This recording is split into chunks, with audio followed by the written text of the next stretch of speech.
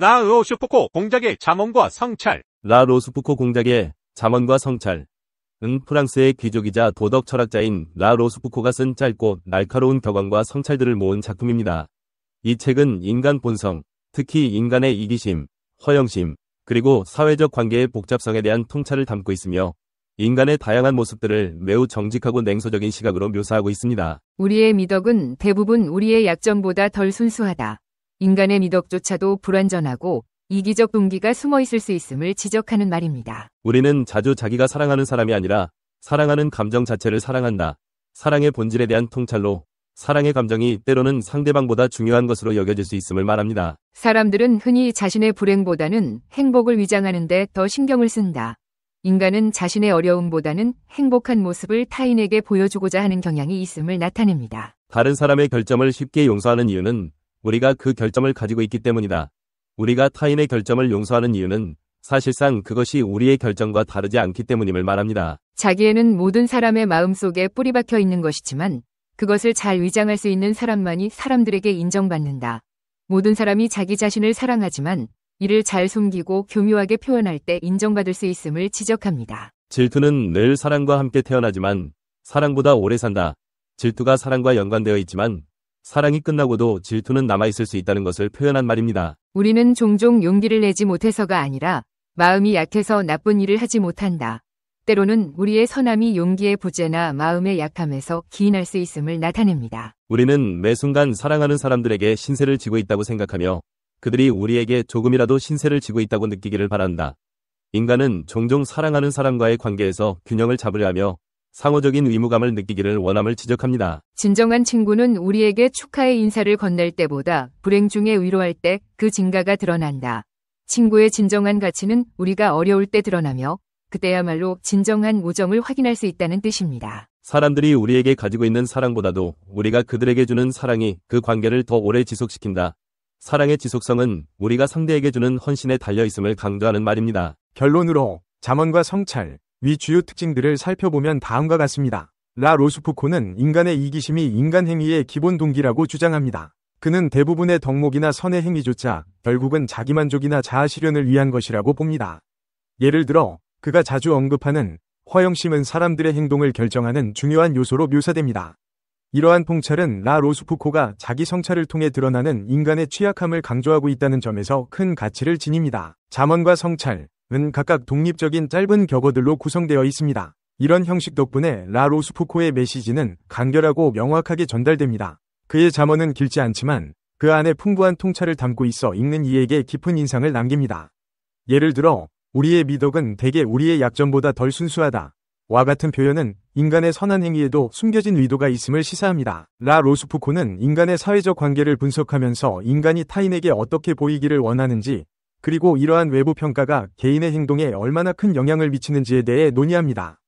그는 사회에서의 인간관계가 종종 표면적이고 서로의 이익을 위해 유지되는 경우가 많다고 지적하며 이런 관계의 이면에 있는 속마음을 폭로합니다. 이러한 관찰은 인간의 본성에 대한 철저한 회의주의를 반영하고 있습니다. 프랑스와 드라 로슈포코, 공작의 잠언과 성찰. 라 로슈포코는 낙담하고 비통한 심정으로 1650년대 중년의 나이에 잠언과 성찰을 쓰기 시작했다. 젊은 시절 그는 부유하고 영향력을 지닌 궁정 대신이었다. 그러나 라 로슈포코는 반란죄로 큰 대가를 치러야 했다. 그는 경제적으로 파탄했고 그의 가문은 고향에서도 쫓겨나고 말았다. 그는 모든 재산을 몰수당했고 전도유망하던 장래마저 불투명해졌다. 게다가 공작이란 직위를 빼앗기고 파리에서 추방당했다. 라 로슈포코는 6년 동안 3차례 이상의 전쟁에서 치명적인 부상을 당해 시력을 거의 잃은 지경이었고 그 후로도 건강을 완전히 회복하지 못했다. 프랑스에서 가장 유명한 귀족 가문 중 하나이던 라 로슈포코 가문에서 5대 프랑스와 백작의 장남으로 태어난 그는 프롱드의 난에서 완패한 후 그는 과거의 동료 귀족들에게도 버림을 받았다. 라 로슈포코는 이런 심정을 다음과 같이 냉소적인 아포리즘을 표현했다. 가장 절친한 친구가 공경에 빠지더라도 우리는 그 상황을 진심으로 안타까워하지는 않는다. 1656년 왕의 윤허를 받아 파리로 돌아올 수 있었지만 라 로슈포코의 시대는 이미 끝난 뒤였다. 광기 어린 열망과 계획이 실패로 끝났고 젊은 시절에 품었던 낭만과 명예가 한낱 물거품에 불과하다는 깨달음을 뼈저리게 느끼면서 그는 스스로 스토아 철학자들에게서 위안을 찾았다. 40대 초반에 불과했지만 라 로슈포코는 삶에 완전히 지친 듯이 당시의 심정을 이렇게 표현했다. 노인은 좋은 충고를 해주고 싶어한다. 더 이상 나쁜 전례를 보여주지 않아도 되는 현실에서 노인은 위안을 찾는다. 한편 파리에서는 기교와 궤변의 살롱 문화가 자리 잡아가고 있었다. 1650년대 후반, 귀족 부인이나 돈 많은 부인은 앞타투어 살롱을 운영하며 저녁이면 가까운 친구들을 초대해 삶과 사랑과 문학에 대해 토론하는 모임을 가졌다. 손님들은 음악을 듣고 즉흥시를 짓거나 어떤 인물의 특징을 간결한 문장으로 정의하는 문학적 게임을 하면서 시간을 보냈다. 당시 파리에서 가장 유명한 살롱 중 하나는 사블레 후작 부인, 마들렌트 수브레의 살롱이었고, 라 로스푸코는 이 살롱의 스타였다. 사블레 부인은 평생 동안 두 가지를 지극히 사랑했다. 맛있는 음식과 훌륭한 문학이었다. 그녀의 살롱에 초대된 손님들은 이 두 가지를 마음껏 즐길 수 있었다. 사블레 부인은 지적이었고 뛰어난 요리사였으며 아포리스트이기도 했다. 라 로스푸코와 사블레 부인은 절친한 친구가 되었다. 라 로스푸코는 그녀와 대화를 나누고 그녀의 비판을 받아들이면서 아포리즘을 만들어갔다. 라 로스푸코의 간결하면서도 신랄한 아포리즘을 모은 잠언과 성찰은 사블레 부인의 살롱에 드나들던 손님들의 적극적인 협조로 완성되었다. 자존심은 자기를 사랑하는 마음이며 자기의 기준에 모든 것을 사랑하는 마음이기도 하다. 자존심은 우리를 우리 자신의 숭배자로 만드는데 그치지 않고 행운이 허락하면 우리를 타인에 대한 폭군으로 만들기도 한다. 그러나 라 로스푸코의 자존심은 훨씬 어둡고 복잡하며 음침한 감정이다. 누구도 이런 감정에서 벗어날 수 없다. 우리가 자랑스레 내세우는 미덕마저도 이 사악한 감정에 얼룩지게 마련이다. 예컨대 겸손이라고 해도 진정한 겸양이 아니라 칭찬을 끌어내려는 영리한 계략일 수 있다. 칭찬받기를 거절하는 마음속에는 다시 칭찬을 받으려는 속셈이 감춰져 있다. 남을 칭찬하는 것도 더 큰 칭찬을 되돌려받기 위한 계약금일 뿐이다. 남을 칭찬하는 것은 칭찬을 되돌려받기 위함이다. 충절과 우정도 서로 존경하는 마음에서 우러나는 것이 아니다. 상대의 잠재 능력을 교묘하게 이용하기 위한 차가운 계산이 깔린 행동이다. 우리가 도움을 줄 수 있는 위치에 있는 동안에는 누구도 우리를 배신하지 않는다.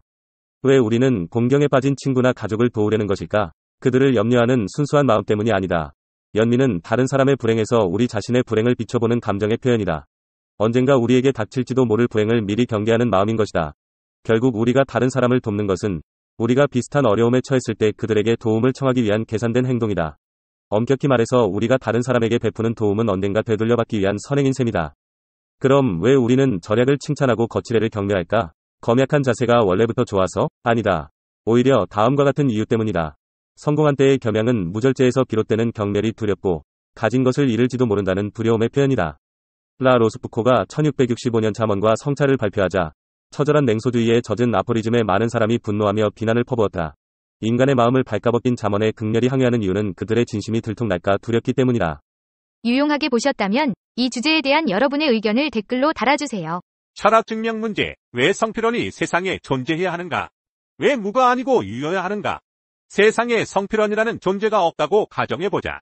그렇다면 아무런 법칙도 존재하지 않을 것이다. 결국 법칙도 어떤 것이기 때문이다. 아무 법칙도 존재하지 않는다면 모든 것이 허용될 것이다. 모든 것이 허용된다면 무는 용납되지 않을 것이다. 따라서 무는 그 자체를 용납할 수 없다. 그러므로 성필원은 이 세상에 존재해야 한다. 철학 문제 증명 끝.